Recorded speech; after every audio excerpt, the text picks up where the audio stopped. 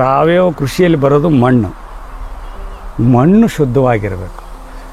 ಆಮೇಲೆ ಬರೋದು ನೀರಲ್ಲಿ ಫ್ಲೋರೈಡ್ ಕಂಟೆಂಟ್ ಇದೆಯಾ, ಕ್ಲೋರಿನ್ ಕಂಟೆಂಟ್ ಇದೆಯಾ, ಏನಾದರೂ ಸೀಪೇಜ್ ಆಗಿ ಕೆಟ್ಟದ್ದು ಬರ್ತಾ ಇದೆಯಾ, ಅದರ pH ಲೆವೆಲ್ ಏನಿದೆ, EC ಏನಿದೆ, ಆಲ್ಕಲೈನ್ ಇದೆಯೋ ಎಸಿಡಿಕ್ ಇದೆಯೋ, ಇವನ್ನೆಲ್ಲವನ್ನೂ ಟೆಸ್ಟ್ ಮಾಡಿರ್ತೀವಿ. ಅದನ್ನು ಕೊಡಬೇಕು ಎವ್ರಿ ಇಯರ್ ರಿಪೋರ್ಟು.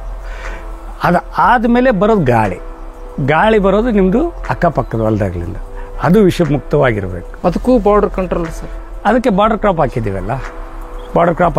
ಗಿಡಗಳು ಹಾಕ್ಬೇಕು. ನಿಮ್ಮಲ್ಲಿ ಕವಳಿಕಾಯಿ ಗಿಡ ಸಿಗುತ್ತೆ, ಅಂಬ್ರೆ ಹೂವಿನ ಗಿಡ ಸಿಗುತ್ತೆ, ಅಥವಾ ಹೊಂಗೆ ಮರ ಸಿಗುತ್ತೆ. ಇವೆಲ್ಲ ಔಷಧಿ ಗಿಡಗಳು. ಪ್ರತಿ ಒಂದೊಂದು ಔಷಧ ಗುಣಗಳು ಹೊಂದಿದೆ ಸರ್. ಅದ್ರಲ್ಲಿ ನಿಮಗೆ ಕವಳಿಕಾಯಿ 1000 ರೂಪಾಯಿ ಕೆಜಿ ಬೆಂಗಳೂರಲ್ಲಿ. ಹೌದು ಸರ್. ಮುಳ್ಳಿರುತ್ತೆ. ಕವಳಿಕಾಯಿ ಮಾರಿಕೊಂಡ್ರೂ ರೊಕ್ಕ ಬರುತ್ತೆ. ಅದಕ್ಕೆ ರೈತರು ತಯಾರಾಗಿರ್ಬೇಕು. ಯಾಕಂದರೆ ಅವ್ರಿಗೆ ಅದ್ರ ಲಾಭ ಬರುತ್ತೆ. ಆರ್ಗ್ಯಾನಿಕ್ ಆಗಿ ಮಾಡಿದ್ರಂದ್ರೆ, ಆರ್ಗ್ಯಾನಿಕ್ ಪಾಸ್ ಆಗಿತ್ತಂದರೆ, ಈ ತೊಗರೆ ನಾನು 325 ರೂಪಾಯಿ ಕೆಜಿ ಮಾರ್ತೀನಿ.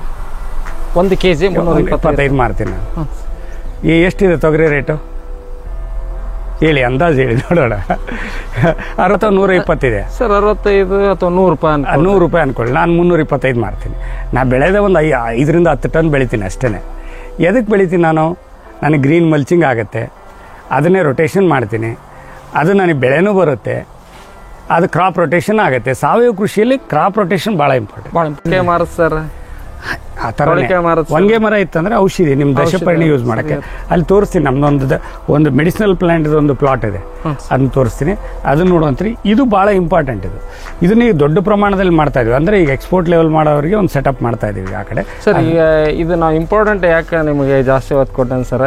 ನಮ್ಮ ರೈತರು ನಾ ಸಾವಯವ ಬೆಳೆದೆ, ನನ್ನ ಮಾರ್ಕೆಟ್ ಇಲ್ಲ, ಆಮೇಲೆ ಇಲ್ಲ ನಾನು ಅದರ ಬೆಳೆದೆ, ಸಹಜ ಕೃಷಿಯಲ್ಲಿ ಬೆಳೆದೆ, ಇಲ್ಲ ನಾನು 3 ವರ್ಷ ಆಯ್ತು, 5 ವರ್ಷ ಆಯ್ತು, ಹೇಳೋ ಮಾತಾಡ್ಬಿಡ ಹೇಳಿ. ಅವ್ರು ಕರೆಕ್ಟ್ ಇರುತ್ತೆ ಹೇಳಿದ್ದು. ಎಂದು ರೈತರು ಸುಳ್ಳು ಭಾಳ ಕಡಿಮೆ ಹೇಳ್ತಾರೆ. ಆದರೆ ನೀವು ಟೆಸ್ಟ್ ಮಾಡಿದಾಗ ಏನಿದೆಯಲ್ಲ, ಎಲ್ಲ ಸತ್ಯ ಹೊರಗೆ ಬಂದ್ಬಿಡುತ್ತೆ. ನೀವು ಎಷ್ಟೇ ಜೀವಾಮೃತ ಹಾಕಿರಿ, ನೀವು ಕರೆಕ್ಟಾಗಿ ಗ್ರೀನ್ ಫಾಡರ್ ಹಾಕಿ ರೊಟೇಷನ್ ಮಾಡಿರಬೇಕು, ಜೀವಾಮೃತ ಹಾಕಿರಬೇಕು, ವರ್ಮಿ ಕಾಂಪೋಸ್ಟ್ ಹಾಕಿರಬೇಕು, ಎಂಡೆ ಗೊಬ್ಬರ ಹಾಕಿರಬೇಕು. ಮಣ್ಣಲ್ಲಿರೋ ಏನು ವಿಷಯ ಇರ್ತಾವಲ್ಲ, ಕೆಲವೊಂದು ಹೆವಿ ಮೆಟಲ್ಸ್ ಅಂತ ಕರಿತೀವಿ, ಲೆಡ್ಡು, ಮರ್ಕ್ಯುರಿ, ಆರ್ಸೆನಿಕ್ಕು, ಕ್ಯಾಡ್ಮಿಯಮ್ಮು, ಕ್ರೋಮಿಯಮ್ಮು, ನಿಕ್ಕಲ್ಲು, ಇವೆಲ್ಲವೂ 0.5 ಮಿಲಿಗ್ರಾಮ್ ಅಥವಾಕ್ಕಿಂತ ಕಡಿಮೆ ಇರ್ಬೇಕು ಸರ್. ಟೆಸ್ಟ್ ಮಾಡಿದಾಗ ಅವರಿಗೆ 100 ಗ್ರಾಮ್ ತೊಗೊಂಡು, ಅಷ್ಟು ಕಡಿಮೆ ಇರೋವರೆಗೂ ನಿಮ್ಮದು ಆರ್ಗ್ಯಾನಿಕ್ ಕಾರ್ಬನ್ ರೇಷಿಯೋ ಜಾಸ್ತಿ ಆಗಬೇಕು ಮಣ್ಣಲ್ಲಿ. ಆರ್ಗ್ಯಾನಿಕ್ ಕಾರ್ಬನ್ ರೇಷಿಯೋ ಜಾಸ್ತಿ ಆದಾಗ, ವಿಷ ಎಲ್ಲ ಕಡಿಮೆ ಆದಾಗ, ನಿಮ್ಮ ಗಿಡದ ಬೇರುಗಳು ಏನಾಗ್ತವೆ ಹೀರ್ಕೋತಾವಲ್ಲ, ಆವಾಗ ವಿಷನ ಕಡಿಮೆ ತೊಗೋತಾವೆ. ಆ ಕಡಿಮೆ ತೊಗೊಂಡಾಗ ಎಲ್ಲ ಮಣ್ಣಲ್ಲಿ ಒಂದಲ್ಲ ಒಂದು ವಿಷಯ ಇದ್ದೇ ಇರುತ್ತೆ. ಅದನ್ನು ಹೆಂಗೆ ನಾವು ಸಮತೋಲನ ಮಾಡೋದು ವರ್ಮಿ ಕಾಂಪೋಸ್ಟು, ಎಂಡಿ ಗೊಬ್ಬರ, ಎರೆಜಲ, ಹಸಿರೆಲೆ ಗೊಬ್ಬರ, ಕ್ರಾಪ್ ರೊಟೇಷನ್ನು, ಇವೆಲ್ಲವೂ ಮಾಡಲೇಬೇಕು. ಮುಖ್ಯ. ಅದಕ್ಕೆ ನಾನೇನು ಹೇಳೋದಂದ್ರೆ, ರೈತರಿಗೆ ಎಲ್ಲರೂ ಮಾಡ್ತೀರಪ್ಪ ಸಾವಯವ, ಅದೇ ನೀವು ಮಾಡೋ ಕೆಲಸ ಒಂದೇ, ನಾನು ಮಾಡೋ ಕೆಲಸ. Certification access. ಈಗ ನಮ್ಮ ತಾವರ್ಗೆ ಹೋಬಳಿಯಲ್ಲಿ ಒಂದು 10 ಜನ ರೈತರು ಬಂದರೆ ನೀವು ಸರ್ಟಿಫಿಕೇಷನ್ ಮಾಡ್ಸೋಕ್ಕಾಗಲ್ಲ, ನಾವೇ ಮಾಡಿಸ್ತೀನಿ, ತಲೆ ಕೆಡಿಸ್ಕೊಬೇಡಿ, ನನ್ನ ಡಾಕ್ಯುಮೆಂಟ್ ಕೊಡಿ, ನಾನು ಸರ್ಟಿಫಿಕೇಟ್ ಇದು ನಿಮಗೆ ಮಾಡಿಸ್ತೀನಿ. ಆದರೆ ನೀವು ಪ್ರಾಕ್ಟೀಸ್ ಮಾಡಬೇಕು. ಸರ್ಟಿಫಿಕೇಟ್ ಒಂದೇ ಇಂಪಾರ್ಟೆಂಟ್ ಅಲ್ಲ. ಭಾಳ ಜನ ಇಂಡಿಯಾದಲ್ಲಿ 1,00,000 ಜನರ ಹತ್ರ ಸರ್ಟಿಫಿಕೇಟ್ ಇದೆ, ಆದರೆ ಟೆಸ್ಟ್ ಪಾಸ್ ಆಗಲ್ಲ. ಏನಾಯ್ತು ಯೂಸು? ನಮ್ಮ ದೇಶದ ಹೆಸರು ಕೆಟ್ಟು, ನಮ್ಮ ದೇಶದ ಒಂದು ಪ್ರತಿಷ್ಠೆಗೆ, ಗೌರವಕ್ಕೆ ಒಂದು ಧಕ್ಕೆ ಬರುತ್ತೆ. ಅದನ್ನು ಫಸ್ಟು ದೇಶ, ಆಮೇಲೆ ಹೊರದೇಶದಲ್ಲಿ ನಮ್ಮ ದೇಶದ ಬೆಲೆ, ಇದು ಭಾಳ ಇಂಪಾರ್ಟೆಂಟ್ ಆಗುತ್ತೆ ಸರ್. ಈಗ ನಿಮ್ಮಲ್ಲಿ ಬರುವಂಥ ಈ ವರ್ಮಿ ಕಾಂಪೋಸ್ಟ್ ಆಗಿರ್ಬೋದು, ಕೆಲವೊಂದನ್ನು ಇವನು ಟೆಸ್ಟ್ ಮಾಡ್ತೀವಿ. ವರ್ಮಿ ಕಾಂಪೋಸ್ಟು ಟೆಸ್ಟ್ ಆಗುತ್ತೆ, ನಮ್ಮಲ್ಲಿ ವರ್ಮಿ ವಾಶು ಟೆಸ್ಟ್ ಆಗುತ್ತೆ. ಇದಕ್ಕೆ ಏನೇನು ಹಾಕಿರ್ತೀವಿ, ಬೆಲ್ಲ, ಗೋಮೂತ್ರ, ಹುಳಿ ಮಜ್ಜಿಗೆ, ನೀವು ಹಿಟ್ಟು ಎಲ್ಲವೂ ಮಾಡುವಾಗ ಜೀವಾಮೃತ ಮಾಡೋಕೆ ಹಾಕಿರ್ತೀವಿ, ಎಲ್ಲ ಬರಿಬೇಕು. ಇಷ್ಟು ಲೀಟ್ರ್ ಮಾಡಿದ್ದೀರಾ, ಇಷ್ಟು ಲೀಟ್ರ್ ಬಿಟ್ಟಿದ್ದೀರಾ ಅಂತ ಬರಿಬೇಕು. ಅದಾದಮೇಲೆ ನಾವು ಚೇಂಜಸ್ ನೋಡ್ತೀವಿ ನಮ್ಮ ಹೊಲದಲ್ಲಿ, ಕಾರ್ಬನ್ ರೇಷಿಯೋ ಎಷ್ಟಾಗಿದೆ. ಸರ್, ಹಂಗಂದ್ರೆ ಎಲ್ಲ ನೀವೇ ಬೆಳೆದಿದ್ದಾದ್ರೆ ಬೆಸ್ಟ್ ಸರ್. ಅಂದ್ರೆ ಬೆಲ್ಲಿಂದ ಹಿಡಿದು ಹಿಟ್ಟಾಗಿರ್ಬೋದು. ಈಗ ಮತ್ತೆ ಬೆಲ್ಲ ಎಲ್ಲ ಮಹಾರಾಷ್ಟ್ರ ಸರ್ಟಿಫೈಡ್ ಆರ್ಗ್ಯಾನಿಕ್ ತರಿಸ್ತೀವಿ. ಒಂದೇ ಬೆಲ್ಲ ಮಾತ್ರ ನಾನು ಹೊಲಕ್ಕೆ ಬರೋದು, ಉಳಿದೆಲ್ಲ ನಾನು ಹೊಲದೆ. ಯಾಕಂದ್ರೆ ಬೆಲ್ಲ ನನಗೆ ಕಬ್ಬು ಬೆಳೆದು ಮಾಡೋಷ್ಟು ಶಕ್ತಿ ಇಲ್ಲ. ಒಂದಲ್ಲ ಒಂದು ದಿವಸ ಇದೆ, ಹೊಲ ಇದೆ, ಒಂದಲ್ಲ ಒಂದು ದಿವಸ ಮಾಡೋಣ ಕಬ್ಬು. ಆದರೆ ನನಗೇನಂತಂದರೆ, ವಿಷಮುಕ್ತ ಆಹಾರ ಅಂತಂದರೆ ನಂದಿ ಆರ್ಗ್ಯಾನಿಕ್ ಫಾರ್ಮ್ ಹೌಸ್ಗೆ ಹೋಗ್ಬೇಕಪ್ಪ. ಇಲ್ಲಿ ಹೋದರೆ ವಿಷಮುಕ್ತ ಆಹಾರ ಸಿಗುತ್ತೆ. ವಿಷಮುಕ್ತ ಆಹಾರ ಬೇಕಂದ್ರೆ ತಾವರಿಗೆ ಹತ್ರ ನಂದಿ ಆರ್ಗ್ಯಾನಿಕ್ ಫಾರ್ಮ್ ಹೌಸಿಗೆ ಬರಬೇಕು. ಇದನ್ನು ನಾನು ಎಲ್ಲರಿಗೂ ಪ್ರಾಕ್ಟೀಸ್ ಮಾಡ್ರಂತ ಇದರಲ್ಲಿ ನಾನು ಇರೋ ಒಂದು ಸರ್ ಇದೊಂದು ತಪಸ್ಸು. ಕೃಷಿ ಅನ್ನೋದೇ ಒಂದು ಕೃಷಿ ಋಷಿ ಅಂತ ಕರೀತಾರೆ ಯಾರಿಗೆ? ರೈತನಿಗೆ. ಅಂದರೆ ಋಷಿ ಏನು ಮಾಡ್ತಾನೆ ಹೇಳಿ? ತಪಸ್ಸು ಮಾಡ್ತಾರೆ. ಯಾರು ತಪಸ್ಸು ಮಾಡ್ತಾನೆ? ಭೂತಾಯಿ ತಪಸ್ಸನ್ನು ಮಾಡ್ತಾನೆ. ಅದೇ ಥರ ನಾನೇನು ಹೇಳೋದಂದರೆ ಕೃಷಿ ಅನ್ನೋದೊಂದು ಯಾರು ಮಾಡಲಾರ್ದಂಥ ದೊಡ್ಡ ಸೇವೆ ಈ ಜಗತ್ತಿಗೆ. ಯಾಕಂದರೆ ನಾವು ಭೂತಾಯಿ ಸೇವೆ ಮಾಡ್ತೀವಿ. ಆ ಭೂತಾಯಿ ಏನು ನಾವು ಊಟ ಮಾಡಿಸ್ತೀವೋ ಡೈಲಿ ಆಕೆ ನಮ್ಗೆ ಅದನ್ನೇ ಕೊಡ್ತಾಳೆ. ಆಶೀರ್ವಾದ ಚೆನ್ನಾಗಿ ಮಾಡ್ತಾಳೆ.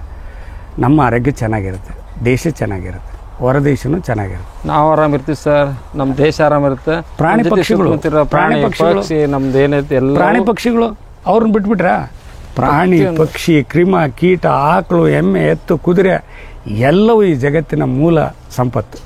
ಇವೆಲ್ಲರನ್ನೂ ನಾವು ಚೆನ್ನಾಗಿಡಬೇಕು. ಇವತ್ತು ನೋಡಿ ಚಿಟ್ಟೆಗಳು ಕಡಿಮೆ ಆಗಿಬಿಟ್ಟಿವೆ. ಚಿಟ್ಟೆ ಯಾವಾಗ ಕಡಿಮೆ ಆಗುತ್ತೆ ಹೇಳಿ? ಎಲ್ಲೆಲ್ಲಿ ಪೆಸ್ಟಿಸೈಡ್ ಹೊಡಿತಾರೆ ಚಿಟ್ಟೆಗಳು ಸತ್ತೋಗ್ಬಿಡ್ತೀವಿ. ಅದು ಅಲ್ಲಿ ರೈತನ ಮಿತ್ರನೂ ಸತ್ತೋಗಿರುತ್ತೆ, ಎಲ್ಲರೂ ಸತ್ತೋಗಿರ್ತಾರೆ. ಹಂಗಂತ ನಾವು ಯಾರನ್ನೂ ಸಾಯೋಡಿಯಲ್ಲ ನಮ್ಮಲ್ದಲ್ಲಿ. ಅದು ಒಂದು ಭಾಳ ಇಂಪಾರ್ಟೆಂಟ್. ನಾವು ಓಡಿಸ್ತೀವಿ. ಬೇರೆ ಕಡೆ ಹೋಗಿ ಊಟ ಮಾಡ್ರಪ್ಪ ನಿಮ್ಗೆ ಸಿಕ್ಕಿಲ್ಲ, ನಮ್ಗೆ ಬೇಡ. ನಮ್ಮ ಹತ್ರ ಕೆಟ್ಟ ಕೀಟಗಳಿಗೆ ಮಾತ್ರ.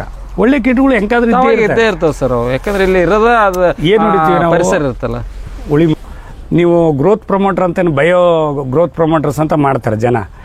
ಇದು ಎಲ್ಲವೂ ಇದರೊಳಗೆ ಇರುತ್ತೆ ನೋಡಿ. ಇದರೊಳಗೆ ಕ್ಯಾಲ್ಸಿಯಮ್ಮು, ಮ್ಯಾಗ್ನೀಷಿಯಮ್ಮು, ಜಿಂಕು, ಪೊಟ್ಯಾಷಿಯಮ್ಮು ಏನು ಕೇಳಿದ್ರೆ ಇದು ಒಂದೇ ಸ್ಪ್ರೇ ಮಾಡಿದರೆ ಸಾಕು. ನೀವು ಒಂದು ಗಿಡಕ್ಕೆ ಒಂದು ತಿಂಗಳಿಗೆ ನೀವು ಒಂದು 10 1 ಲೀಟ್ರ್ ನೀರು ಹಾಕಿ ಸ್ಪ್ರೇ ಮಾಡಿದರೆ ಸೂಪರಾಗಿ ಬೆಳೀತದೆ ಗಿಡ. ಈ ಎಲ್ಲ ರೈತರನ್ನೆಲ್ಲರೂ ಮಾಡ್ತಿರ್ತಾರೆ, ನಾವೇನು ಸ್ಪೆಷಲ್ ಮಾಡಿಲ್ಲ. ಆದರೆ ಮಾಡೋದು ಇಂಪಾರ್ಟೆಂಟ್. ರೆಗ್ಯುಲರ್. ಸರ್ ನಮಸ್ತೆ ಸರ್. ನಮಸ್ಕಾರ ಕೊಟ್ರೇಶ್ ಸರ್. ನಿಮ್ಮ ಎಲ್ಲ ವಿಳಾಸ? ನಾನು ಮೂಲತಃ ಗಂಗಾವತಿ ತಾಲೂಕು ಬೂದಗುಂಪ ಗ್ರಾಮ. ಇರೋದು ಗಂಗಾವತಿಯಲ್ಲಿ ಅರ್ಧ, ಬೆಂಗಳೂರಲ್ಲಿ ಒಂದು ಅರ್ಧ, ತಾವರಗೆರೆಯಲ್ಲಿ ನಂದು ಆರ್ಗ್ಯಾನಿಕ್ ತೋಟ ಇದೆ. ನಾನು ನುಗ್ಗೆ ಬೆಳೆ ಮುಖ್ಯ ಬೆಳೆಯಾಗಿ ಬೆಳೀತಾ ಇದ್ದೀನಿ. ಈ ಒಂದು ಆರ್ಗ್ಯಾನಿಕ್ ಕೃಷಿ ಏನಿದೆಯಲ್ಲ, ನನಗನ್ಸಿದ ಮಟ್ಟಿಗೆ ಇದು ಅವಶ್ಯಕತೆ ಇದೆ. ಇವತ್ತಿನ ಒಂದು ಪರಿಸ್ಥಿತಿ ಪ್ರಚಲಿತವಾಗಿ ಎಲ್ಲರೂ ನೋಡ್ತಕ್ಕಂಥದ್ದು, ಎಲ್ಲ ಪೇಪರ್ಗಳಲ್ಲಿ ಕೇಳ್ತಕ್ಕಂಥದ್ರಲ್ಲಿ ಜಾಸ್ತಿ ಎಷ್ಟು ಬೇಕಾಗಿದೆಯೋ ಕೃಷಿಗೆ ಅದಕ್ಕಿಂತ ಜಾಸ್ತಿ ನಾವು ಫರ್ಟಿಲೈಸರ್, ಪೆಸ್ಟಿಸೈಡು ಯೂಸ್ ಮಾಡೋದಕ್ಕೆ ನಮ್ಮ ಗಂಗಾವತಿ ಸಿನ್ನೂರು ಭಾಗದ ರೈಸ್ ಇವತ್ತು ಎಕ್ಸ್ಪೋರ್ಟ್ ಆಗ್ತಾಯಿಲ್ಲ. ಆ ಒಂದು ಕಡೆ ಆದರೆ ಒಂದು ರೈತರಿಗೆ ಒಂದು ಆದಾಯ ಅಂತ ಹೇಳಿದ್ರೆ, ಎರಡನೇದು ಆರೋಗ್ಯ. ಇವತ್ತು ರೈತರ ಆರೋಗ್ಯ ಏನಾಗಿದೆ ಅಂತಂದರೆ, ಯಾರ್ಯಾರು ಪೆಸ್ಟಿಸೈಡ್ ಹೊಡಿತಾ ಇದ್ದಾರೋ, ಯಾರ್ಯಾರು ಜಾಸ್ತಿ ಫರ್ಟಿಲೈಸರ್ ಹಾಕಿ ತಮ್ಮ ಬೆಳೆಗಳನ್ನು ಬೆಳೀತಾ ಇದ್ದಾರೋ ಅವ್ರ ಮನೇಲಿ ಅದನ್ನೇ ಊಟ ಮಾಡ್ತಾ ಇದ್ದಾರೆ. ಅವರಿಗೆ ಊಟ ಮಾಡುವಾಗ ಏನೂ ಅನಿಸೋದಿಲ್ಲ. 20 30 ವರ್ಷ ಆದಮೇಲೆ ನಾನಾ ಕಾಯಿಲೆಗಳು, ನಾನಾ ರೋಗಗಳು ಬರ್ತಾ ಇದ್ದಾವೆ. ಆದಷ್ಟು ಮಟ್ಟಿಗೆ ನಾವು ಆ ಒಂದು ಹೆವಿ ಪೆಸ್ಟಿಸೈಡ್ ಫರ್ಟಿಲೈಸರ್ನ ಕಡಿಮೆ ಮಾಡಬೇಕು. ಈಗ ನ್ಯಾಚುರಲ್ ಕೃಷಿ ಮಾಡೋದು ಡ್ರೈ ಲ್ಯಾಂಡಲ್ಲಿರ್ತಕ್ಕಂಥವ್ರಿಗೆ ಮಾತ್ರ. ಅದು ಬೆಳೆ ಆಧಾರಿತ, ಮಳೆ ಆಧಾರಿತ ಕೃಷಿ ಮಾಡ್ತಾರೆ. ನಾನು ಮಾಡ್ತಾ ಇರೋದು ಸಾವಯವ ಕೃಷಿ, ಅಂದರೆ ಸಾವಯವ ಪ್ರಮಾಣೀಕೃತ ಕೃಷಿ. ಇದಕ್ಕೆ ಮೂಲ ಉದ್ದೇಶ ಇಷ್ಟೇ ಸರ್. ಸಾವಯವ ಪ್ರಮಾಣೀಕೃತ ಕೃಷಿ ಅಂದರೆ ಸರ್ಟಿಫೈಡ್ ಆರ್ಗ್ಯಾನಿಕ್ ಫಾರ್ಮಿಂಗ್ ಅಂತ ಕರಿತೀವಿ. ಅದಕ್ಕೆ ಸಾವಯವ ಪದ್ಧತಿಯನ್ನು ಅನುಸರಿಸಿ ಮಾಡ್ತಕ್ಕಂಥ ಕೃಷಿಗೆ ಸಾವಯವ ಧಾರಿತ ಕೃಷಿ ಅಂತ ಕರಿತೀವಿ. ಅಲ್ಲಿ ಯಾವುದನ್ನೇ ಪ್ರಮಾಣೀಕೃತವಾಗಿ ಟೆಸ್ಟ್ ಮಾಡೋದಿಲ್ಲ, ಅಥವಾ ಅದನ್ನು ಯಾವುದೇ ಕಂಟ್ರಿಗೂ ನಾವು ಕಳಿಸೋದಿಲ್ಲ. ಅದು ನ್ಯಾಚುರಲ್ ಆಗಿ ನಾವು ಕಳಿಸ್ಬೇಕಾಗತ್ತೆ. ನ್ಯಾಚುರಲ್ ಕೃಷಿ ಅಂತ ಅಂದ್ಕೊಳ್ತೀವಿ ಅದಕ್ಕೆ. ಆದರೆ ಅದನ್ನೇ ನೀವು ಒಂದು ಸಂಸ್ಥೆ ಏನು ಭಾರತ ದೇಶದ ಅಪೆಡ ಇದೆ, ಅಪೆಡ ಅಂಡರ್ ಒಳಗಡೆ ಏನಾಗುತ್ತೆ, ಸರ್ಟಿಫಿಕೇಷನ್ ಬಾಡೀಸ್ ಅಂತ ಬರುತ್ತೆ. ಕರ್ನಾಟಕದಲ್ಲಿ KSOC ಅಂತ ಇದೆ, ಅದಿತಿ ಅಂತ ಇದೆ, ಬೇರೆ ಬೇರೆ ರಾಜ್ಯಗಳಲ್ಲಿ ಬೇರೆ ಬೇರೆ ಸಂಸ್ಥೆಗಳಿವೆ.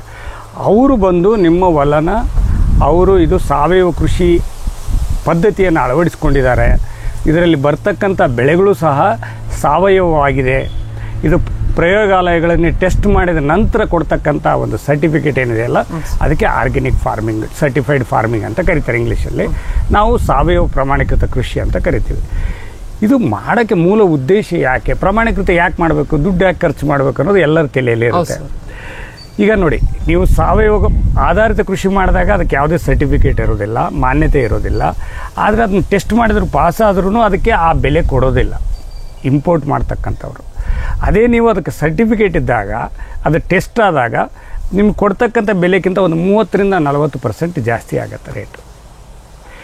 ಮಾಡೋ ಕೃಷಿ ಕೆಲಸ ಒಂದೇ, ಮಾಡೋ ಪದ್ಧತಿನೂ ಒಂದೇ, ಆದರೆ ಅದನ್ನು ಪ್ರಮಾಣೀಕೃತ ಮಾಡಿಸೋದರಲ್ಲಿ ಭಾಳ ಒಂದು ಇಂಪಾರ್ಟೆನ್ಸ್ ಇದೆ. ಸರ್, ಈಗ ಸಾಮಾನ್ಯವಾಗಿ ನಮ್ಮ ರೈತರೆಲ್ಲ ನಾವಿಲ್ಲ ಸಾವಯವದಲ್ಲೇ ಬೆಳೀತಾ ಇದ್ದೀವಿ, ನಾವು ಒಟ್ಟೆ ರಾಸಾಯನಿಕ ಬಳಸ್ತಾ ಇಲ್ಲ, ಯಾವುದೇ ಒಂದು ಸ್ಪ್ರೇ ಮಾಡ್ತಾ ಇಲ್ಲ ಅಂತ ಹೇಳ್ತಾರೆ ಸರ್ ಪೆಸ್ಟಿಸೈಡ್. ಆದ್ರೆ ಅವ್ರಿಗೆ ಈ ಸರ್ಟಿಫಿಕೇಟ್ ತೊಗೊಳೋದಾಗ ಗೊತ್ತಿರಲ್ಲ ಸರ್. ಅದು ಯಾವುದೋ ಒಂದು ಬೆಳೆ ಬೆಳೀತಾರೆ, ಅದಕ್ಕೂ ನಿಖರವಾದ ಮಾರ್ಕೆಟ್ ಸಿಗಲ್ಲ ಸರ್. ಈಗ ಸಾವಯವ ಪ್ರಮಾಣೀಕೃತ ಕೃಷಿಯಲ್ಲಿ ಏನಾಗುತ್ತೆ ಅಂದರೆ ನಿಮಗೆ 3 ವರ್ಷ ಟೈಮ್ ಹಿಡಿತಿದೆ ಗೌರ್ಮೆಂಟ್ ಕೊಡೋಕ್ಕೆ. ಫಸ್ಟ್ ಇಯರ್ ನೀವು ರಿಜಿಸ್ಟ್ರೇಷನ್ ಮಾಡಿದ್ಮೇಲೆ IC1, IC2, IC3, IC3 ಆದಮೇಲೆ ನಿಮಗೆ ಒಂದು ಸರ್ಟಿಫಿಕೇಟ್ ಕೊಡ್ತಾರೆ, ಈ ಹೊಲ ಸಾವಯವ ಪದ್ಧತಿಗೆ ಅಳವಡಿಸ್ಕೊಂಡಿದೆ ಅಂತ.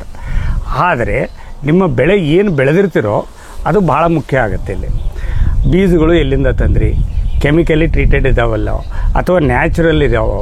ಕೆಮಿಕಲಿ ಟ್ರೀಟೆಡ್ ಇದನ್ನು ಯೂಸ್ ಮಾಡೋ ಆಗಿಲ್ಲ, ಇದು ನ್ಯಾಚುರಲ್ ಸೀಡ್ಸ್ನೇ ತೊಗೊಳ್ಬೇಕು.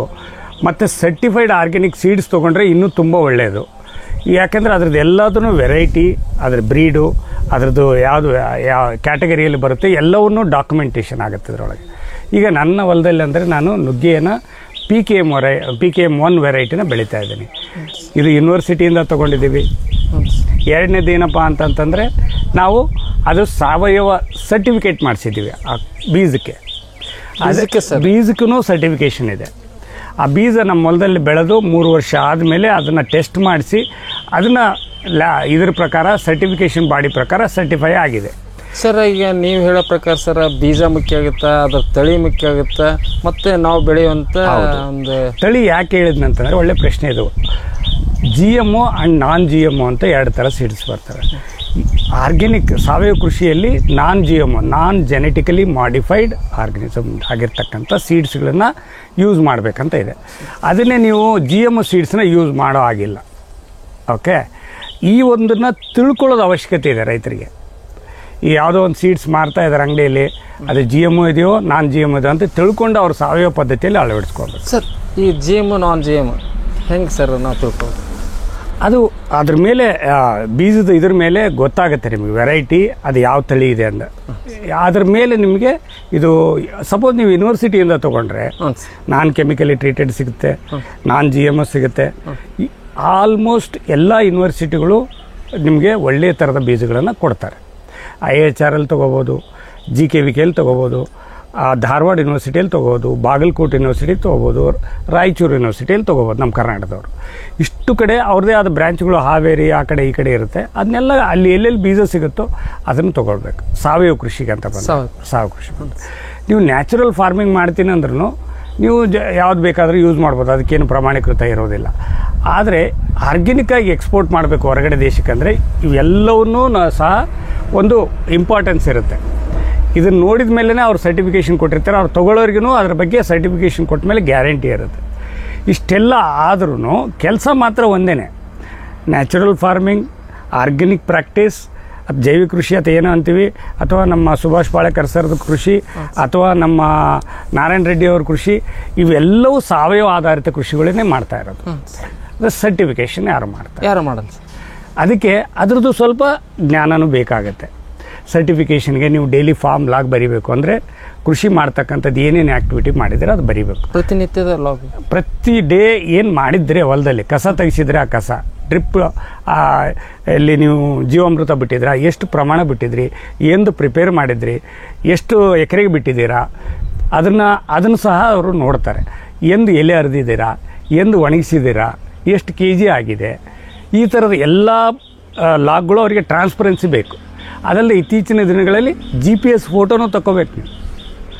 ಯಾಕಂದರೆ ಈಗ ಅಂದರೆ ನಾವು ಯಾವ ಫೀಲ್ಡ್ ಆಗಿದ್ವಿ ಆ ಫೀಲ್ಡ್ GPS ಫೋಟೋ ತೊಗೊಂಡ್ರೆ ನಿಮ್ಮದು ಹೊಲದ GPS ತೊಗೊಂಡಿರ್ತಾರೆ ಅವರು ಸರ್ಟಿಫಿಕೇಷನ್ ಮಾಡಿಸುವಾಗ. ನಿಮ್ಮದು ಹೊಲದ ಪಾಣಿ RTC ಅಥವಾ ತೊಗೋತಾರೆ, ನಿಮ್ಮದು ಒಂದು ಆಧಾರ್ ಕಾರ್ಡ್ ತೊಗೋತಾರೆ, ಪಾಸ್ಪೋರ್ಟ್ ಸೈಜ್ ತೊಗೋತಾರೆ, ವಾಟರ್ ಟೆಸ್ಟ್ ತೊಗೋತಾರೆ, ಸಾಯಿಲ್ ಟೆಸ್ಟ್ ತೊಗೋತಾರೆ. ಸಪೋಸ್ ಈಗ ನಾನು ಹೊಲದ ಈ ಕಡೆ ಭಾಗ ನೋಡಿ, ಇದೆಲ್ಲ ನಾನು ಬಾರ್ಡರ್ ಕ್ರಾಪ್ ಬೆಳೆದಿದ್ದೀನಿ. ಹೌದು ಸರ್. ಇಲ್ಲೇನು ಪಕ್ಕದಲ್ಲಿ ಯಾವುದು ಪೆಸ್ಟಿಸೈಡ್ ಹೊಡೆಯಲ್ಲ ಅಂದ್ರೂ ಕಂಪಲ್ಸರಿ ನೀವು ಫೆಂಚ್ ಹಾಕಬೇಕು. ನೋಡಿ ತಂತಿ ಬೇಲಿ ಹಾಕಿದ್ದೀವಾ? ಹಾಂ ಸರ್. ಫೆಂಚ್ ಹಾಕಲೇಬೇಕು ನೀವು.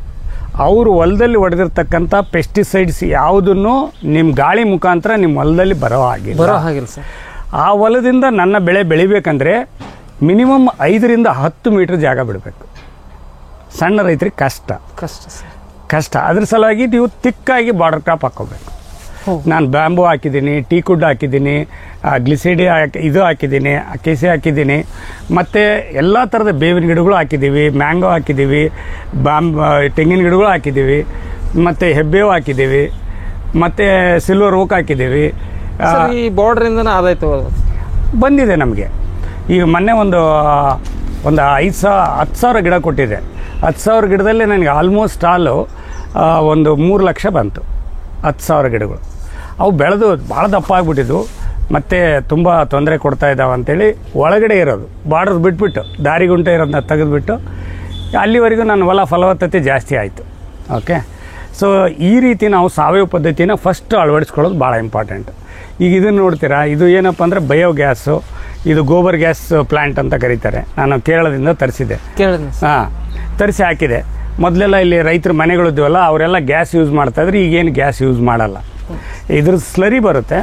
ಈ ಸ್ಲರಿನ ಇಲ್ಲಿ ಕಲೆಕ್ಟ್ ಮಾಡಿಕೊಂಡು ನಾವು ಇಲ್ಲಿ ನೀವು ಎರೆಹುಳು ತೊಟ್ಟಿ ನೋಡ್ತೀರಲ್ಲ, ಇಲ್ಲಿ ಈ ಎರೆಹುಳು ತೊಟ್ಟಿ ಭಾಳ ಇಂಪಾರ್ಟೆಂಟ್ ಆಗುತ್ತೆ ನಿಮಗೆ. ಯಾಕಂದರೆ ಸಾವಯವ ಕೃಷಿ ಅಂದರೆ ಏನು, ವಿಷಮುಕ್ತ ಕೃಷಿ ಅಂತ.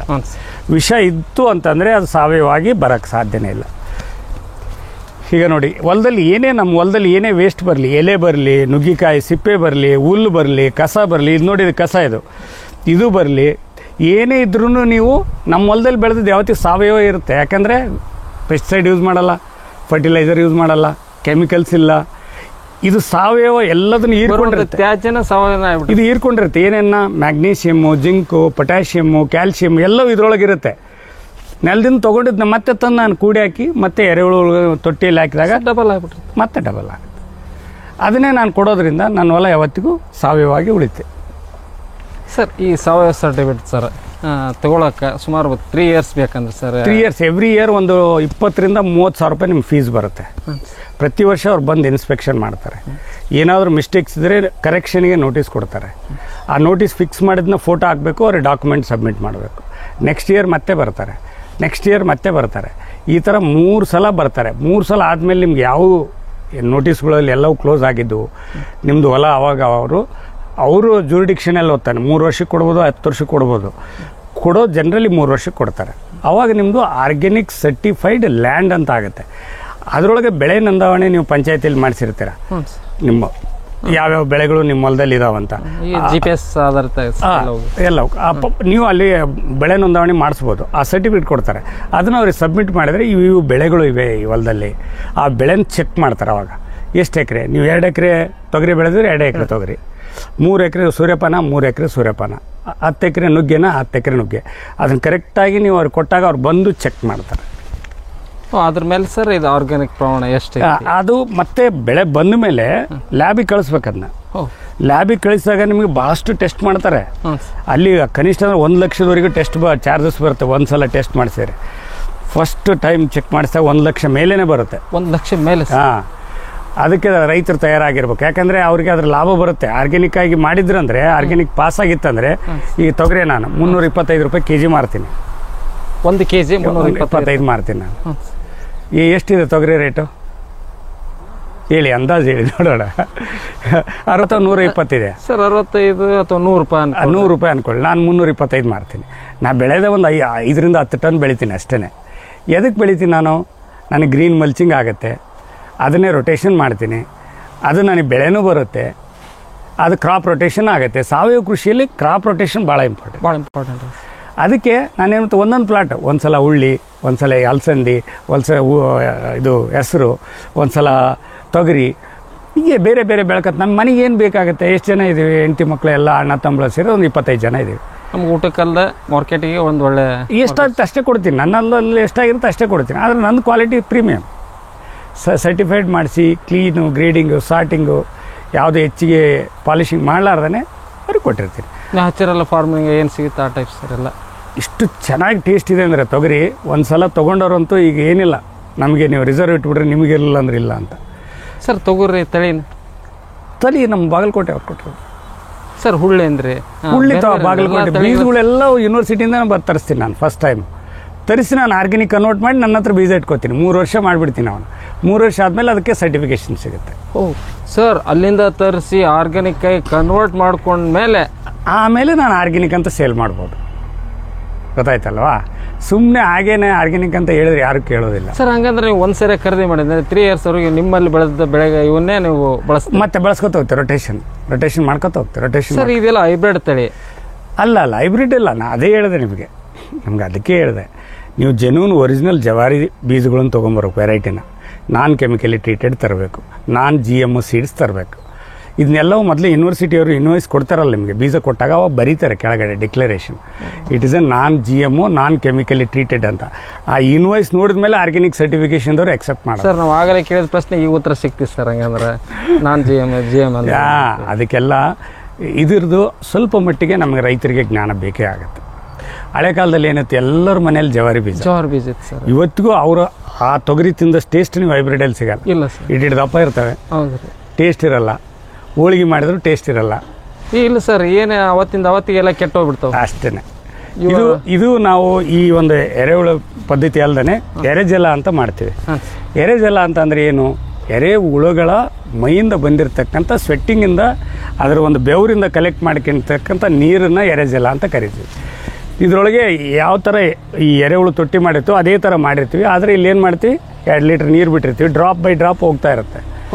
ಸರ್ ಒಂದು ನಾವು ನ್ಯಾಚುರಲ್ ಆಗ್ಯಾರೆ ಒಂದು ಬಾಟಲ್ ಹಾಕಿ ಅದು ಬಾಟಲ್ ಇಲ್ಲಿ ಕಲೆಕ್ಟ್ ಮಾಡ್ಕೋತೀವಿ. ಈ ಥರ ಕೆಂಪಗಿರುತ್ತೆ, ಭಾಳ ಚೆನ್ನಾಗಿರುತ್ತೆ ಇದು. ಏನಂದ್ರೆ ಇದರೊಳಗೆ ಎಷ್ಟು ನೀವು ಗ್ರೋತ್ ಪ್ರಮೋಟರ್ ಅಂತ ಬಯೋ ಗ್ರೋತ್ ಪ್ರಮೋಟರ್ಸ್ ಅಂತ ಮಾಡ್ತಾರೆ ಜನ.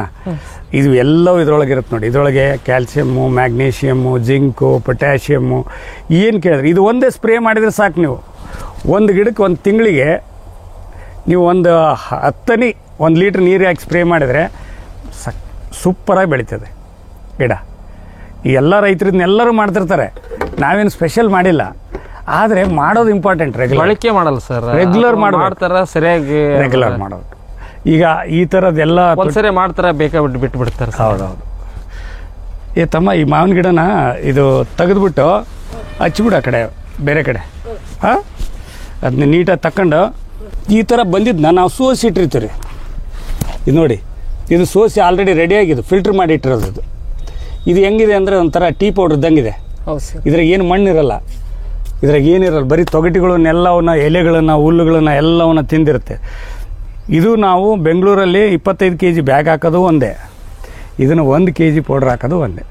ಸರ್ ಬೆಂಗಳೂರಲ್ಲಿ 25 kg ಬ್ಯಾಗ್ ಹಾಕೋದು ಒಂದೇ kg. ಇದು 1 kg ಹಾಕಿದ್ರೆ ಈಕ್ವಲೆಂಟಾಗಿ ಕೆಲಸ ಮಾಡುತ್ತೆ. ಯಾಕೆ ಹೇಳಿ? ಸಾವಯವವಾಗಿ ಬೆಳೆದಿರ್ತಕ್ಕಂಥ ಹುಲ್ಲನ್ನೇ ತಂದು ಮಾಡಿರ್ತೀವಿ ಸರ್. ಹುಲ್ಲಿನ ಸಾವಯವ, ಹೌದು. ಮತ್ತು ದನಗಳಿಗೆ ಎಲ್ಲಿದೆ ಕೊಡ್ತೀರಿ? ಈಗ ನಮ್ಮಲ್ಲಿ ಆ ಪಶು ಸಂಗೋಪನೆ ಇದೆ, ಅದಕ್ಕೆ ಏನು ನೀವು ಸಾವಯವ ಕೊಡಲೇಬೇಕು.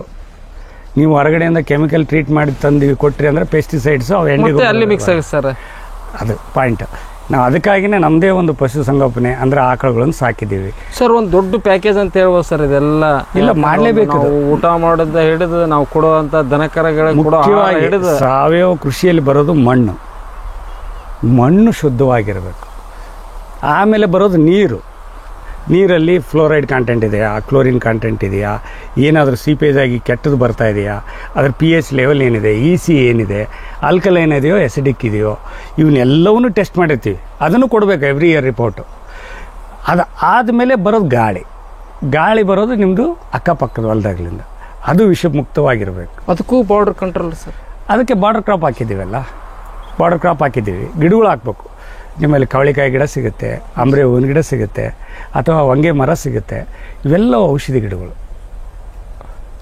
ಪ್ರತಿ ಒಂದೊಂದು ಔಷಧ ಗುಣಗಳು ಹೊಂದಿದೆ ಸರ್. ಅದ್ರಲ್ಲಿ ನಿಮಗೆ ಕವಳಿಕಾಯಿ 1000 ರೂಪಾಯಿ kg ಬೆಂಗಳೂರಲ್ಲಿ. ಹೌದು ಸರ್. ಮುಳ್ಳಿರುತ್ತೆ. ಕವಳಿಕಾಯಿ ಮಾರಿಕೊಂಡ್ರೂ ರೊಕ್ಕ ಬರುತ್ತೆ. ಕವಳಿಕಾಯಿ ಮಾರುತ್ತೆ ಸರ್. ಆ ಥರ ಹೊಂಗೆ ಮರ ಇತ್ತಂದರೆ ಔಷಧಿ ನಿಮ್ಮ ದಶಪರ್ಣಿ ಯೂಸ್ ಮಾಡೋಕ್ಕೆ. ಅಲ್ಲಿ ತೋರಿಸ್ತೀನಿ, ನಮ್ಮದೊಂದು ಮೆಡಿಸಿನಲ್ ಪ್ಲಾಂಟ್ ಒಂದು ಪ್ಲಾಟ್ ಇದೆ, ಅದನ್ನ ತೋರಿಸ್ತೀನಿ. ಅದನ್ನು ನೋಡುವಂತ್ರಿ. ಇದು ಭಾಳ ಇಂಪಾರ್ಟೆಂಟ್. ಇದನ್ನ ಈಗ ದೊಡ್ಡ ಪ್ರಮಾಣದಲ್ಲಿ ಮಾಡ್ತಾ ಇದೀವಿ. ಅಂದರೆ ಈಗ ಎಕ್ಸ್ಪೋರ್ಟ್ ಲೆವೆಲ್ ಮಾಡೋರಿಗೆ ಒಂದು ಸೆಟಪ್ ಮಾಡ್ತಾ ಇದೀವಿ ಆ ಕಡೆ. ಸರ್ ಈಗ ಇದು ನಾವು ಇಂಪಾರ್ಟೆಂಟ್ ಯಾಕೆ ನಿಮಗೆ ಜಾಸ್ತಿ ಒತ್ತು ಕೊಟ್ಟೇನೆ ಸರ್? ನಮ್ಮ ರೈತರು ನಾನು ಸಾವಯವ ಬೆಳೆದೆ, ನನ್ನ ಮಾರ್ಕೆಟ್ ಇಲ್ಲ, ಆಮೇಲೆ ಇಲ್ಲ ನಾನು ಅದರ ಬೆಳೆದೆ, ಸಹಜ ಕೃಷಿಯಲ್ಲಿ ಬೆಳೆದೆ, ಇಲ್ಲ ನಾನು 3 ವರ್ಷ ಆಯ್ತು, 5 ವರ್ಷ ಆಯ್ತು, ಅಲ್ಲ ಅದೆಲ್ಲ ಹೇಳೋ ಮಾತಾಡ್ಬಿಡ ಸರ್. ಹೇಳಿ ಅವ್ರು ಕರೆಕ್ಟ್ ಇರುತ್ತೆ ಹೇಳಿದ್ದು ಎಂದು ರೈತರು ಸುಳ್ಳು ಭಾಳ ಕಡಿಮೆ ಹೇಳ್ತಾರೆ. ಆದರೆ ನೀವು ಟೆಸ್ಟ್ ಮಾಡಿದಾಗ ಏನಿದೆಯಲ್ಲ ಎಲ್ಲ ಸತ್ಯ ಹೊರಗೆ ಬಂದ್ಬಿಡುತ್ತೆ. ನೀವು ಎಷ್ಟೇ ಜೀವಾಮೃತ ಹಾಕಿರಿ, ನೀವು ಕರೆಕ್ಟಾಗಿ ಗ್ರೀನ್ ಫಾಡರ್ ಹಾಕಿ ರೊಟೇಷನ್ ಮಾಡಿರಬೇಕು, ಜೀವಾಮೃತ ಹಾಕಿರಬೇಕು, ವರ್ಮಿ ಕಾಂಪೋಸ್ಟ್ ಹಾಕಿರಬೇಕು, ಎಂಡೆ ಗೊಬ್ಬರ ಹಾಕಿರಬೇಕು. ಮಣ್ಣಲ್ಲಿರೋ ಏನು ವಿಷಯ ಇರ್ತಾವಲ್ಲ, ಕೆಲವೊಂದು ಹೆವಿ ಮೆಟಲ್ಸ್ ಅಂತ ಕರಿತೀವಿ, ಲೆಡ್ಡು, ಮರ್ಕ್ಯುರಿ, ಆರ್ಸೆನಿಕ್ಕು, ಕ್ಯಾಡ್ಮಿಯಮ್ಮು, ಕ್ರೋಮಿಯಮ್ಮು, ನಿಕ್ಕಲ್ಲು, ಇವೆಲ್ಲವೂ 0.5 ಮಿಲಿಗ್ರಾಮ್ ಅಥವಾಕ್ಕಿಂತ ಕಡಿಮೆ ಇರ್ಬೇಕು ಸರ್. ಟೆಸ್ಟ್ ಮಾಡಿದಾಗ ಅವರಿಗೆ 100 ಗ್ರಾಮ್ ತೊಗೊಂಡು ಅಷ್ಟು ಕಡಿಮೆ ಇರೋವರೆಗೂ ನಿಮ್ಮದು ಆರ್ಗ್ಯಾನಿಕ್ ಕಾರ್ಬನ್ ರೇಷಿಯೋ ಜಾಸ್ತಿ ಆಗಬೇಕು ಮಣ್ಣಲ್ಲಿ. ಆರ್ಗ್ಯಾನಿಕ್ ಕಾರ್ಬನ್ ರೇಷಿಯೋ ಜಾಸ್ತಿ ಆದಾಗ, ವಿಷ ಎಲ್ಲ ಕಡಿಮೆ ಆದಾಗ, ನಿಮ್ಮ ಗಿಡದ ಬೇರುಗಳು ಏನಾಗ್ತವೆ ಹೀರ್ಕೋತಾವಲ್ಲ, ಆವಾಗ ವಿಷನ ಕಡಿಮೆ ತೊಗೋತಾವೆ. ಆ ಕಡಿಮೆ ತೊಗೊಂಡಾಗ ಎಲ್ಲ ಮಣ್ಣಲ್ಲಿ ಒಂದಲ್ಲ ಒಂದು ವಿಷಯ ಇದ್ದೇ ಇರುತ್ತೆ. ಅದನ್ನು ಹೆಂಗೆ ನಾವು ಸಮತೋಲನ ಮಾಡೋದು ವರ್ಮಿ ಕಾಂಪೋಸ್ಟು, ಎಂಡಿ ಗೊಬ್ಬರ, ಎರೆಜಲ, ಹಸಿರೆಲೆ ಗೊಬ್ಬರ, ಕ್ರಾಪ್ ರೊಟೇಷನ್ನು, ಇವೆಲ್ಲವೂ ಮಾಡಲೇಬೇಕು. ಮುಖ್ಯ. ಅದಕ್ಕೆ ನಾನೇನು ಹೇಳೋದಂದ್ರೆ ರೈತರಿಗೆ, ಎಲ್ಲರೂ ಮಾಡ್ತೀರಪ್ಪ ಅದೇ ನೀವು ಮಾಡೋ ಕೆಲಸ ಒಂದೇ, ನಾನು ಮಾಡೋ ಕೆಲಸ. Certification access. ಈಗ ನಮ್ಮ ತಾವರ್ಗೆರೆ ಹೋಬಳಿಯಲ್ಲೇ ಒಂದು 10 ಜನ ರೈತರು ಬಂದರೆ ನೀವು ಸರ್ಟಿಫಿಕೇಷನ್ ಮಾಡ್ಸೋಕ್ಕಾಗಲ್ಲ, ನಾವೇ ಮಾಡಿಸ್ತೀನಿ, ತಲೆ ಕೆಡಿಸ್ಕೊಬೇಡಿ, ನನ್ನ ಡಾಕ್ಯುಮೆಂಟ್ ಕೊಡಿ, ನಾನು ಸರ್ಟಿಫಿಕೇಟ್ ನಿಮಗೆ ಮಾಡಿಸ್ತೀನಿ. ಆದರೆ ನೀವು ಪ್ರಾಕ್ಟೀಸ್ ಮಾಡಬೇಕು. ಸರ್ಟಿಫಿಕೇಟ್ ಒಂದೇ ಇಂಪಾರ್ಟೆಂಟ್ ಅಲ್ಲ. ಭಾಳ ಜನ ಇಂಡಿಯಾದಲ್ಲಿ 1,00,000 ಜನರ ಹತ್ರ ಸರ್ಟಿಫಿಕೇಟ್ ಇದೆ, ಆದರೆ ಟೆಸ್ಟ್ ಪಾಸ್ ಆಗಲ್ಲ. ಏನಾಯ್ತು ಯೂಸು? ನಮ್ಮ ದೇಶದ ಹೆಸರು ಕೆಟ್ಟು, ನಮ್ಮ ದೇಶದ ಒಂದು ಪ್ರತಿಷ್ಠೆಗೆ, ಗೌರವಕ್ಕೆ ಒಂದು ಧಕ್ಕೆ ಬರುತ್ತೆ. ಹಾಂ, ಅದನ್ನು ಫಸ್ಟು ದೇಶ, ಆಮೇಲೆ ಹೊರದೇಶದಲ್ಲಿ ನಮ್ಮ ದೇಶದ ಬೆಲೆ, ಇದು ಭಾಳ ಇಂಪಾರ್ಟೆಂಟ್ ಆಗುತ್ತೆ ಸರ್. ಈಗ ನಿಮ್ಮಲ್ಲಿ ಬರುವಂಥ ಈ ವರ್ಮಿ ಕಾಂಪೋಸ್ಟ್ ಆಗಿರ್ಬೋದು, ಕೆಲವೊಂದನ್ನು ಇವನು ಟೆಸ್ಟ್ ಮಾಡ್ತೀವಿ. ವರ್ಮಿ ಕಾಂಪೋಸ್ಟು ಟೆಸ್ಟ್ ಆಗುತ್ತೆ, ನಮ್ಮಲ್ಲಿ ವರ್ಮಿ ವಾಶು ಟೆಸ್ಟ್ ಆಗುತ್ತೆ. ಇದಕ್ಕೆ ಏನೇನು ಹಾಕಿರ್ತೀವಿ, ಬೆಲ್ಲ, ಗೋಮೂತ್ರ, ಹುಳಿ ಮಜ್ಜಿಗೆ, ನೀವು ಹಿಟ್ಟು ಎಲ್ಲವೂ ಮಾಡುವಾಗ, ಜೀವಾಮೃತ ಮಾಡೋಕೆ ಹಾಕಿರ್ತೀವಿ, ಎಲ್ಲ ಬರಿಬೇಕು. ಇಷ್ಟು ಲೀಟ್ರ್ ಮಾಡಿದ್ದೀರಾ, ಇಷ್ಟು ಲೀಟ್ರ್ ಬಿಟ್ಟಿದ್ದೀರಾ ಅಂತ ಬರಿಬೇಕು. ಅದಾದಮೇಲೆ ನಾವು ಚೇಂಜಸ್ ನೋಡ್ತೀವಿ ನಮ್ಮ ಹೊಲದಲ್ಲಿ, ಕಾರ್ಬನ್ ರೇಷಿಯೋ ಎಷ್ಟಾಗಿದೆ. ಸರ್ ಹಂಗಂದ್ರೆ ಎಲ್ಲ ನೀವೇ ಬೆಳೆದಿದ್ದಾದ್ರೆ ಬೆಸ್ಟ್ ಸರ್. ಅಂದ್ರೆ ಬೆಲ್ಲಿಂದ ಹಿಡಿದು ಹಿಟ್ಟಾಗಿರ್ಬೋದು. ಈಗ ಮತ್ತೆ ಬೆಲ್ಲ ಎಲ್ಲ ಮಹಾರಾಷ್ಟ್ರ ಸರ್ಟಿಫೈಡ್ ಆರ್ಗ್ಯಾನಿಕ್ ತರಿಸ್ತೀವಿ. ಒಂದೇ ಬೆಲ್ಲ ಮಾತ್ರ ನಾನು ಹೊಲಕ್ಕೆ ಬರೋದು, ಉಳಿದೆಲ್ಲ ನಾನು ಹೊಲದೆ. ಯಾಕಂದ್ರೆ ಬೆಲ್ಲ ನನಗೆ ಕಬ್ಬು ಬೆಳೆದು ಮಾಡೋಷ್ಟು ಶಕ್ತಿ ಇಲ್ಲ. ಒಂದಲ್ಲ ಒಂದು ದಿವಸ ಇದೆ, ಹೊಲ ಇದೆ, ಒಂದಲ್ಲ ಒಂದು ದಿವಸ ಮಾಡೋಣ ಕಬ್ಬು. ಆದರೆ ನನಗೇನಂತಂದರೆ ವಿಷಮುಕ್ತ ಆಹಾರ ಅಂತಂದರೆ ನಂದಿ ಆರ್ಗ್ಯಾನಿಕ್ ಫಾರ್ಮ್ ಹೌಸ್ಗೆ ಹೋಗ್ಬೇಕಪ್ಪ. ಇಲ್ಲಿ ಹೋದರೆ ವಿಷಮುಕ್ತ ಆಹಾರ ಸಿಗುತ್ತೆ. ವಿಷಮುಕ್ತ ಆಹಾರ ಬೇಕಂದ್ರೆ ತಾವರಿಗೆರೆ ಹತ್ರ ಇರೋ ನಂದಿ ಆರ್ಗ್ಯಾನಿಕ್ ಫಾರ್ಮ್ ಹೌಸಿಗೆ ಬರಬೇಕು. ಇದನ್ನು ನಾನು ಎಲ್ಲರಿಗೂ ಪ್ರಾಕ್ಟೀಸ್ ಮಾಡ್ರಂತ ಹೇಳ್ತೀನಿ. ಇದರಲ್ಲಿ ನಾನು ಇರೋ ಇದೊಂದು ತಪಸ್ಸು. ಕೃಷಿ ಅನ್ನೋದೇ ಒಂದು ಋಷಿ ಅಂತ ಕರೀತಾರೆ. ಯಾರಿಗೆ? ರೈತನಿಗೆ. ಅಂದರೆ ಋಷಿ ಏನು ಮಾಡ್ತಾನೆ ಹೇಳಿ? ತಪಸ್ಸು ಮಾಡ್ತಾರೆ. ಯಾರು ತಪಸ್ಸು ಮಾಡ್ತಾನೆ? ಭೂತಾಯಿ ತಪಸ್ಸನ್ನು ಮಾಡ್ತಾನೆ. ಅದೇ ಥರ ನಾನೇನು ಹೇಳೋದಂದರೆ, ಕೃಷಿ ಅನ್ನೋದೊಂದು ಯಾರು ಮಾಡಲಾರ್ದಂಥ ದೊಡ್ಡ ಸೇವೆ ಈ ಜಗತ್ತಿಗೆ. ಯಾಕಂದರೆ ನಾವು ಭೂತಾಯಿ ಸೇವೆ ಮಾಡ್ತೀವಿ. ಆ ಭೂತಾಯಿ ಏನು ನಾವು ಊಟ ಮಾಡಿಸ್ತೀವೋ ಡೈಲಿ, ಆಕೆ ನಮ್ಗೆ ಅದನ್ನೇ ಕೊಡ್ತಾಳೆ. ಆಶೀರ್ವಾದ ಚೆನ್ನಾಗಿ ಮಾಡ್ತಾಳೆ. ನಮ್ಮ ಆರೋಗ್ಯ ಚೆನ್ನಾಗಿರುತ್ತೆ, ದೇಶ ಚೆನ್ನಾಗಿರುತ್ತೆ, ಹೊರ ದೇಶನೂ ಚೆನ್ನಾಗಿರುತ್ತೆ. ನಾವು ಆರಾಮಿರ್ತೀವಿ ಸರ್, ನಮ್ಮ ದೇಶ ಆರಾಮಿರುತ್ತೆ. ಪ್ರಾಣಿ ಪಕ್ಷಿಗಳು ನಮ್ದು ಏನೈತೆ ಎಲ್ಲ ಪ್ರಾಣಿ ಪಕ್ಷಿಗಳು ಅವ್ರನ್ನ ಬಿಟ್ಬಿಟ್ರೆ, ಪ್ರಾಣಿ ಪಕ್ಷಿ, ಕ್ರಿಮ ಕೀಟ, ಆಕಳು, ಎಮ್ಮೆ, ಎತ್ತು, ಕುದುರೆ ಎಲ್ಲವೂ ಈ ಜಗತ್ತಿನ ಮೂಲ ಸಂಪತ್ತು. ಇವೆಲ್ಲರನ್ನೂ ನಾವು ಚೆನ್ನಾಗಿಡಬೇಕು. ಇವತ್ತು ನೋಡಿ ಚಿಟ್ಟೆಗಳು ಕಡಿಮೆ ಆಗಿಬಿಟ್ಟಿವೆ. ಚಿಟ್ಟೆ ಯಾವಾಗ ಕಡಿಮೆ ಆಗುತ್ತೆ ಹೇಳಿ? ಎಲ್ಲೆಲ್ಲಿ ಪೆಸ್ಟಿಸೈಡ್ ಹೊಡಿತಾರೆ, ಚಿಟ್ಟೆಗಳು ಸತ್ತೋಗ್ಬಿಡುತ್ತೆ. ಅದು ಅಲ್ಲಿ ರೈತನ ಮಿತ್ರನೂ ಸತ್ತೋಗಿರುತ್ತೆ, ಎಲ್ಲರೂ ಸತ್ತೋಗಿರ್ತಾರೆ. ಹಂಗಂತ ನಾವು ಯಾರನ್ನೂ ಸಾಯಿ ಹೊಡೆಯಲ್ಲ ನಮ್ಮ ಹೊಲದಲ್ಲಿ. ಅದು ಒಂದು ಭಾಳ ಇಂಪಾರ್ಟೆಂಟ್. ನಾವು ಓಡಿಸ್ತೀವಿ. ಬೇರೆ ಕಡೆ ಹೋಗಿ ಊಟ ಮಾಡ್ರಪ್ಪ, ನಿಮ್ಗೆ ಸಿಕ್ಕಿಲ್ಲ, ನಮ್ಗೆ ಬೇಡ, ನಮ್ಮ ಹತ್ರ ಕೆಟ್ಟ ಕೀಟಗಳಿಗೆ ಮಾತ್ರ.